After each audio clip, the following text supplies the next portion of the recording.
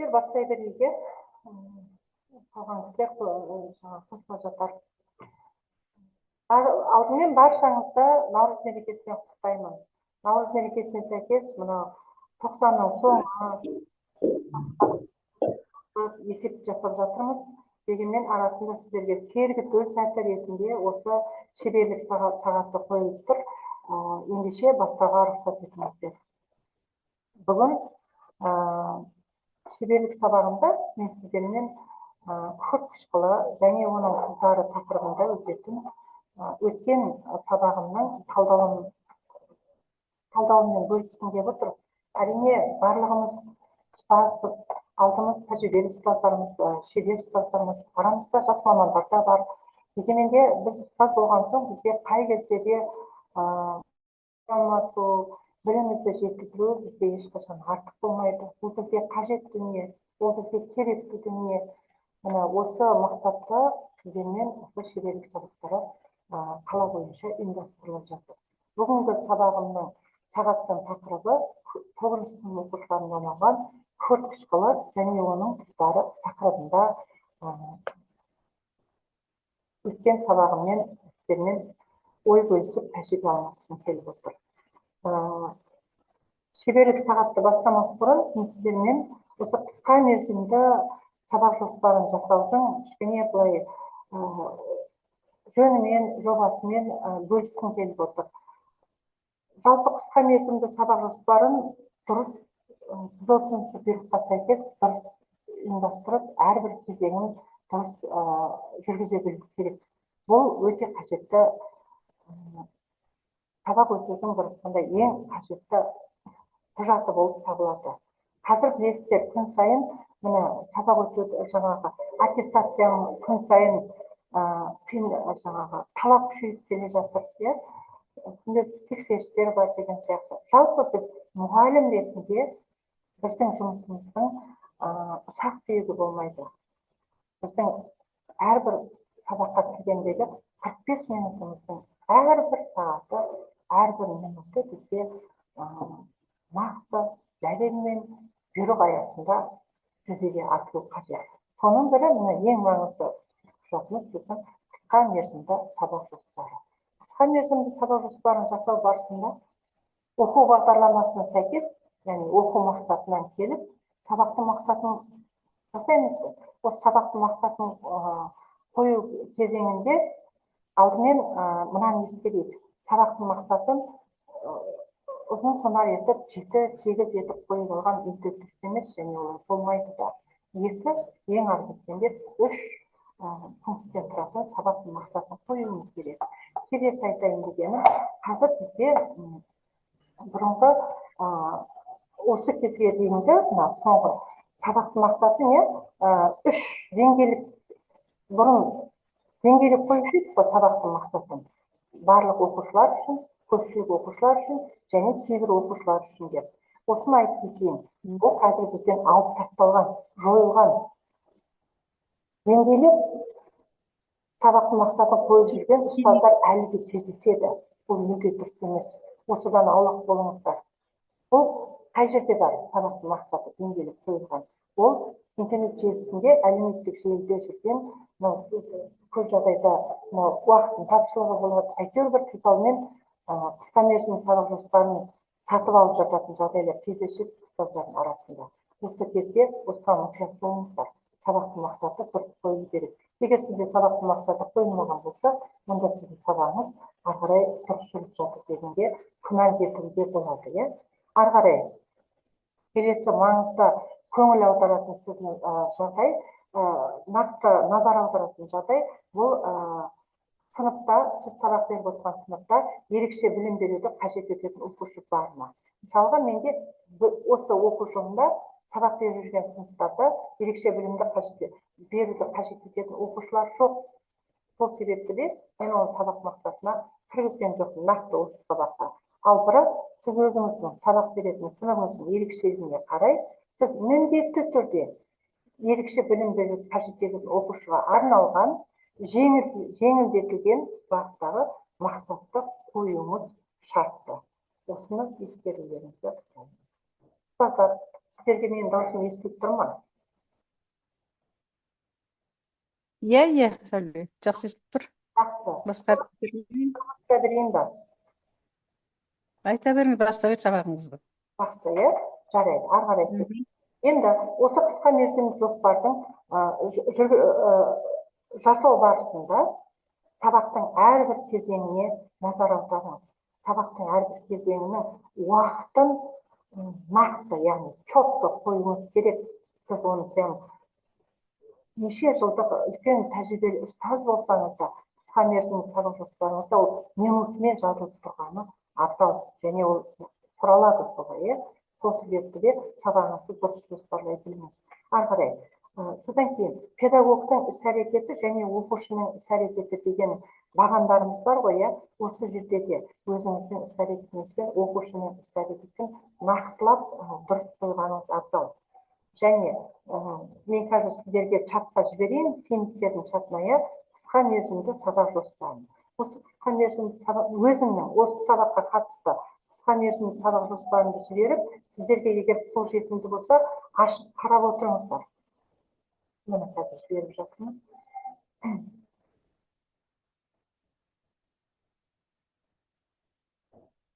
Сіздерге барды деп.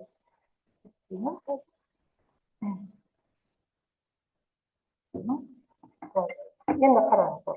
Осы қысқа мерзімді сабақ жоспарын ашып қарасаңыздар, мені осы нақты осы бүгінгі сабағымда, иә, мен бұл жерде оқушының іс-әрекеті деген бағанда, иә, содан кейін іс-әрекеті деген бағаннан кейін бізде бағалау бағаны тұру керек. Бірақ мен бағалау бағанын осы сабақта педагогтың іс-әрекеті деген бағанға апарып енгізіп жібердім. Яғни, неге? Себебі баланың білімін, яғни оқушының сабақ үстіндегі білімін бағалайтын ұстаз ғой, мұғалім ғой.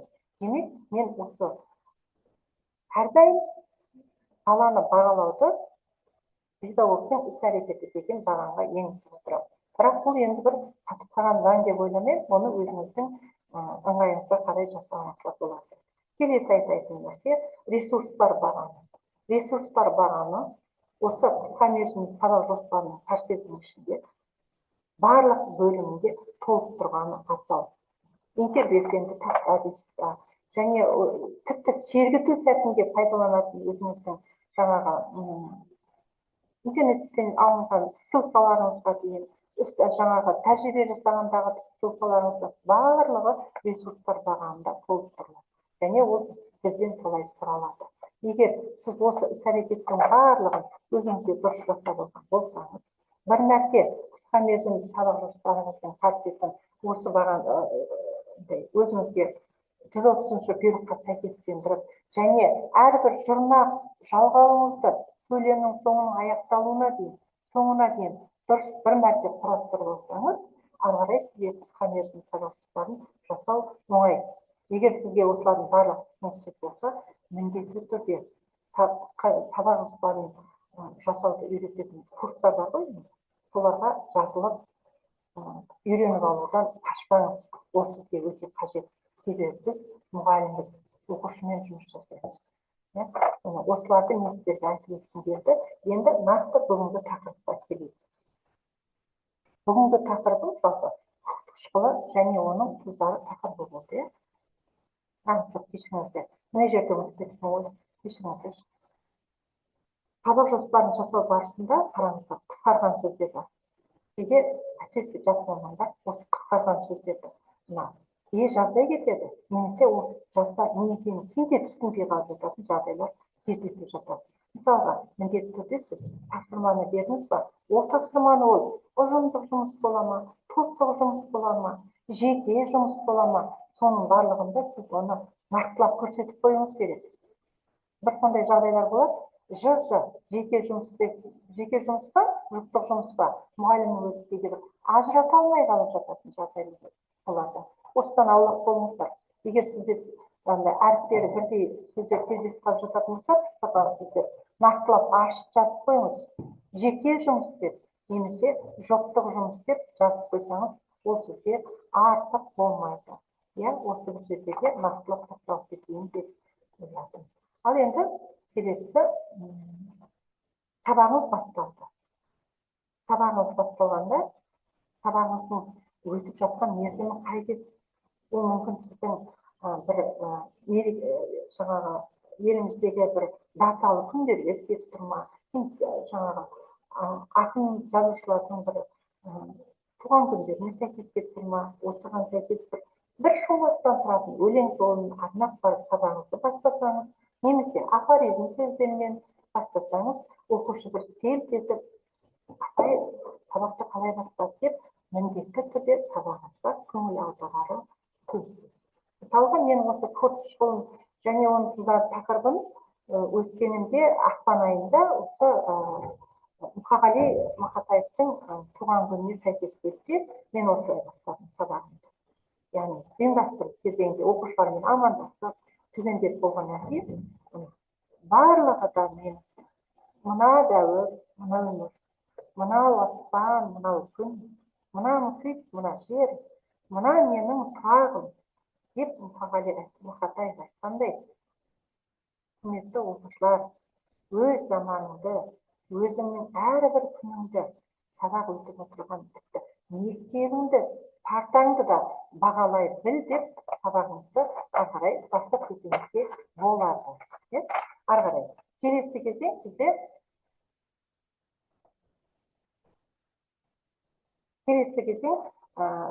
ең маңызды кезеңдердің бірі, осы жерде тағы да айтып кетейінші.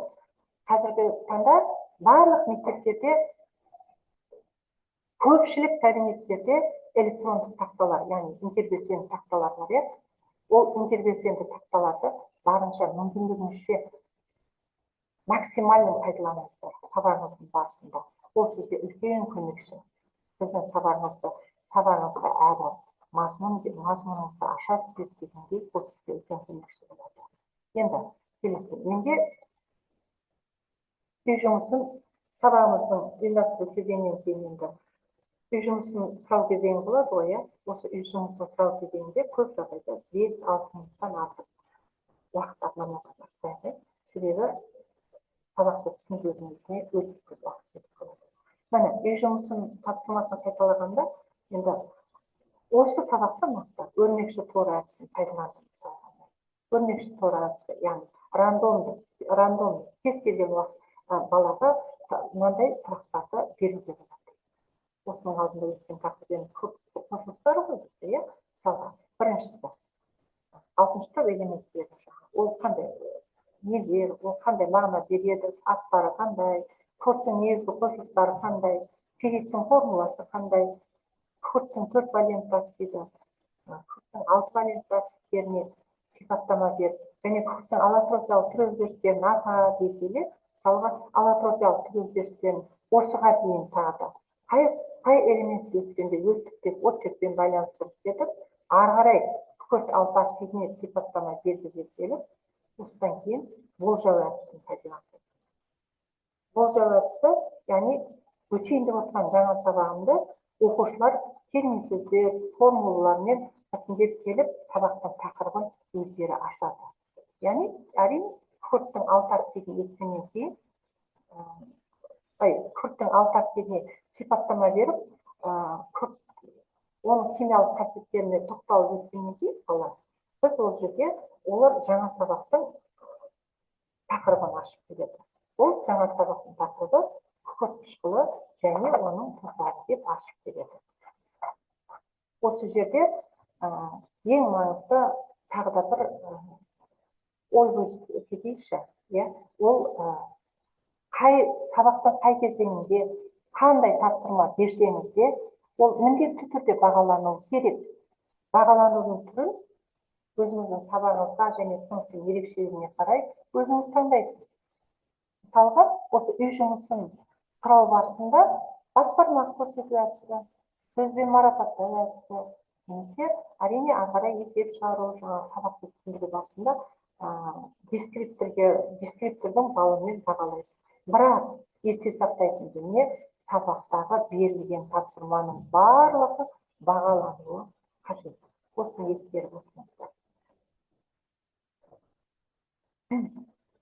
Сабақтың мақсатын, оқу мақсатын қойды. Ол код қышқылы ерітіндісінің және оның тұздарының физикалық, химиялық қасиеттерін зерттеу.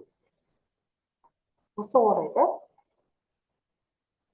сабақтың мақсаты шығады осыдан кейін. Алдымен күкірт қышқылының құрылымы мен физикалық қасиеттерімен танысады. Келесі кезеңде күкірт қышқылдың және оның тұздарының химиялық қасиеттерімен танысып, меңгереді. Әріптестер, естіліп тұр ма? Байланыс бар ма?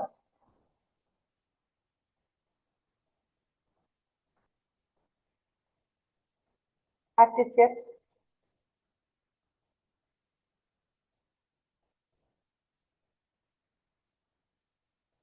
Қарапай, даусым естіліп тұр ма?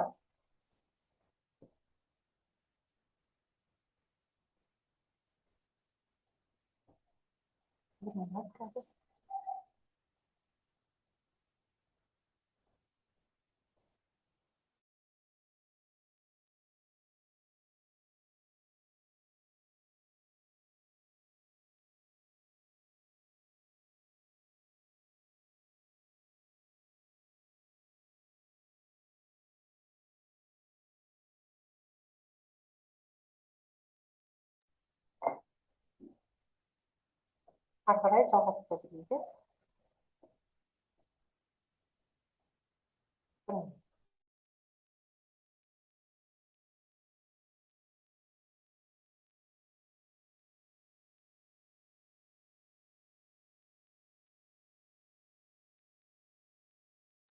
Сәулет, что-то дауысың естілмей кетті.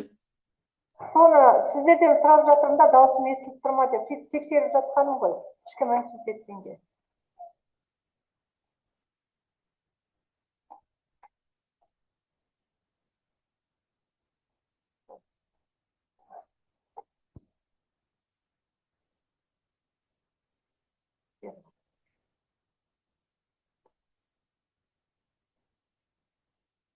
Қарапай, естіліп тұр ма?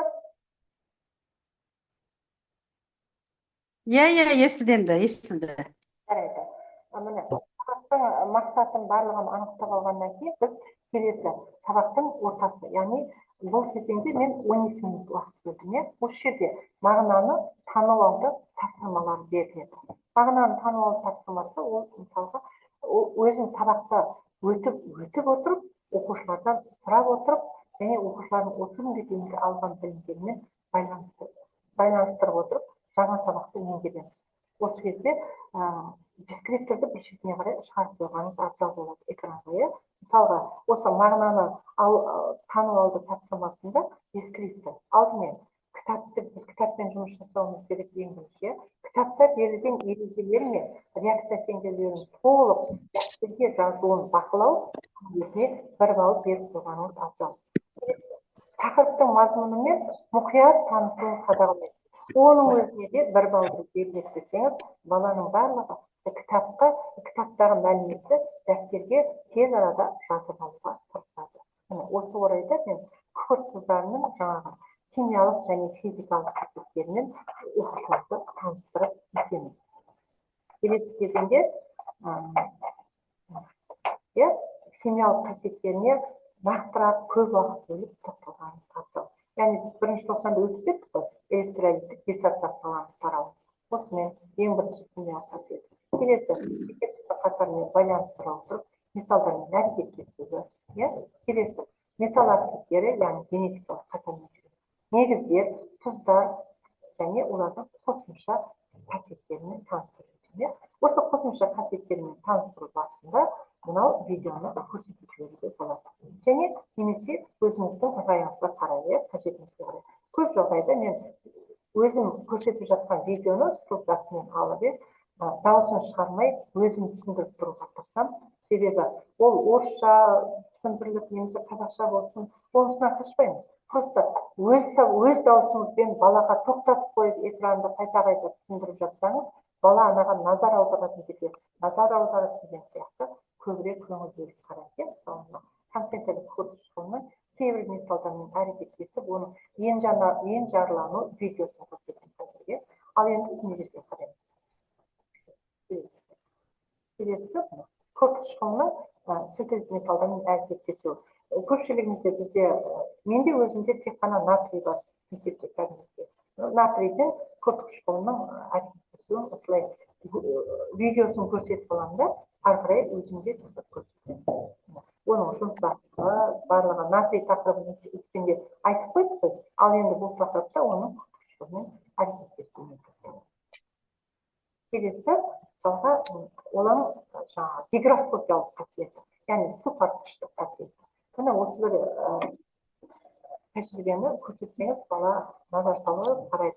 Мынау не үшін қарайып жатыр, яғни мынау көмірсулардағы қағаз қойып, көмірсулардағы әрекеттесуі күрт қышқылының сол кездегі не өзгеріп жатыр, мынау қара түсті көмірмен байланыстырып деген сияқты осы тәжірибені көрсетеді. Және ютубтан алынған мынау видео көрсетемін. Бізде бұны жасау мүмкіндігіміз жоқ, және бұны жасауға мен ешқандай совет бермеймін деген сияқты ойларымызды өзім айтып кетемін.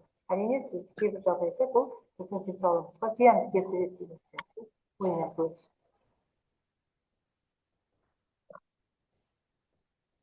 Бұны түсініп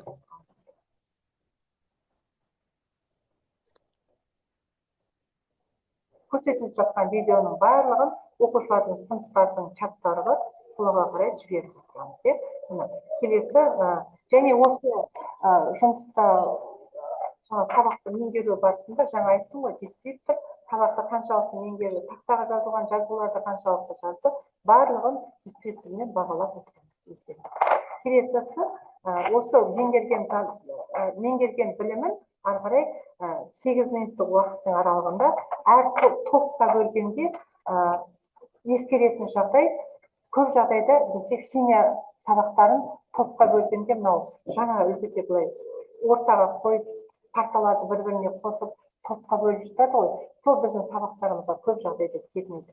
Мен сабағымның барлығында кәдімгідей 3 қатармен сабақты өтемінде топқа бөлетін болса, тақтаға шығарып, балаларды осылай әр топтан өкілдерін шығарып, зертханалық жұмыстарын жүргізген.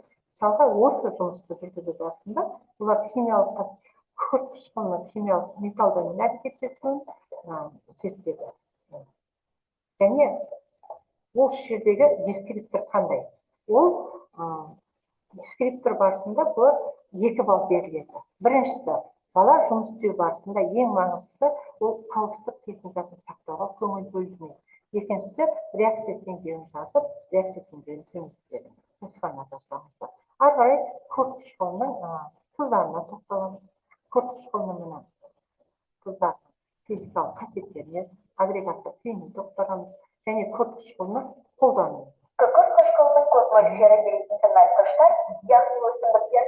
Осы видео көрсетіп кетуіңізге болады, немесе өзіңіздің қажетіңізге қарай көрсетіп кетесіздер. Сабақтың мақсатына тағы да бір айналып келуіңізге болады. Балалар, сабақтың мақсаты осылай еді.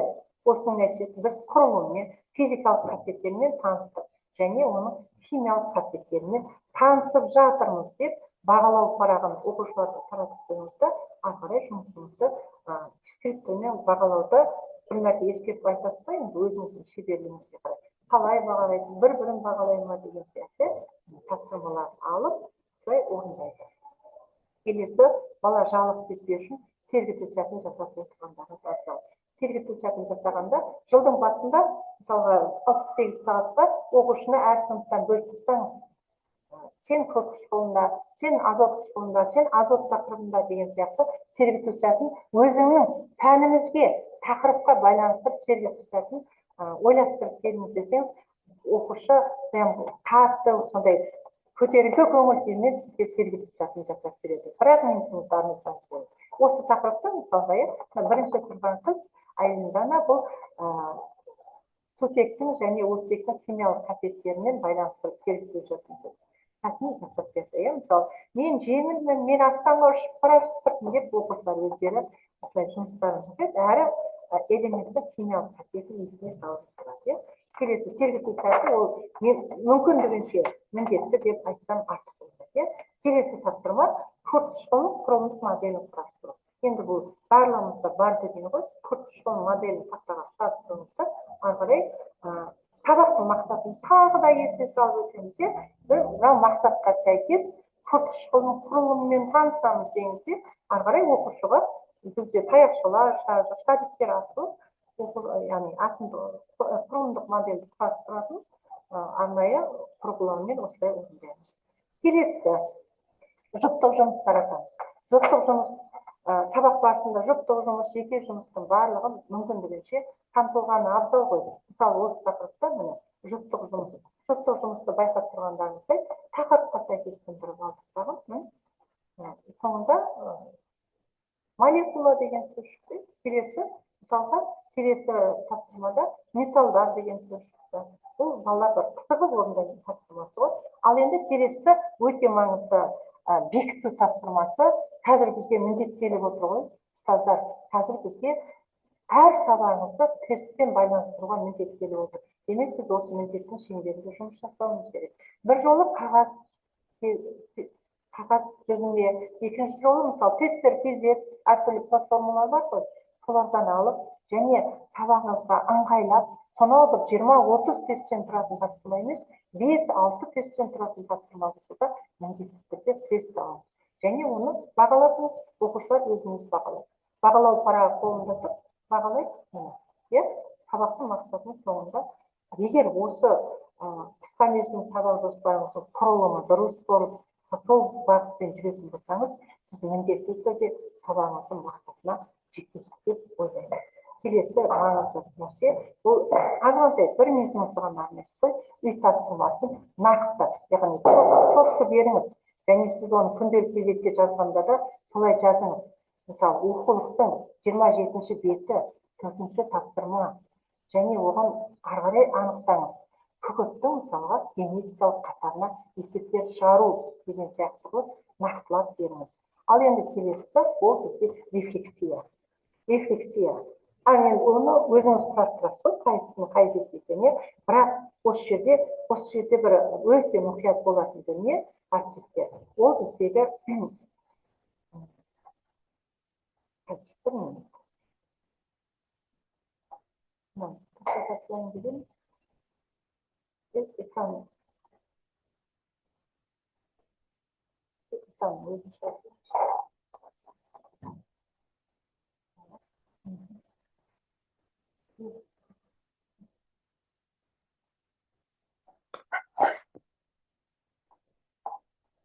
әріптестер, ең маңызды дүние рефлексияда, мысалы бізге береді ғой, өте терең, мысалы сабағымызға ұстаздар қатысып отырсын, оқушылар қатысып отырсын, оқушылардың өзінен рефлексия алып жатсыз.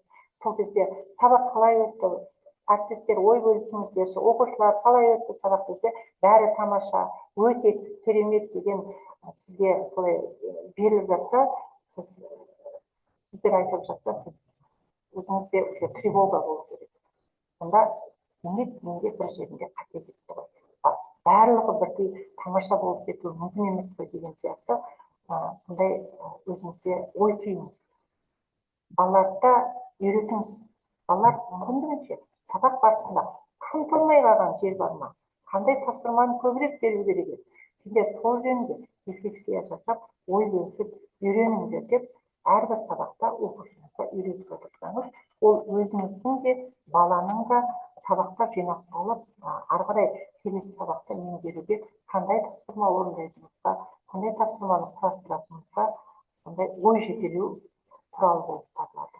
Мінекей, әріптестер, мен сіздермен кішігірім ғана осы бір шеберлік сағатында сіздермен күртішқыл және оның қыздар тақырыбындағы ашық сабағымен ой бөлістім.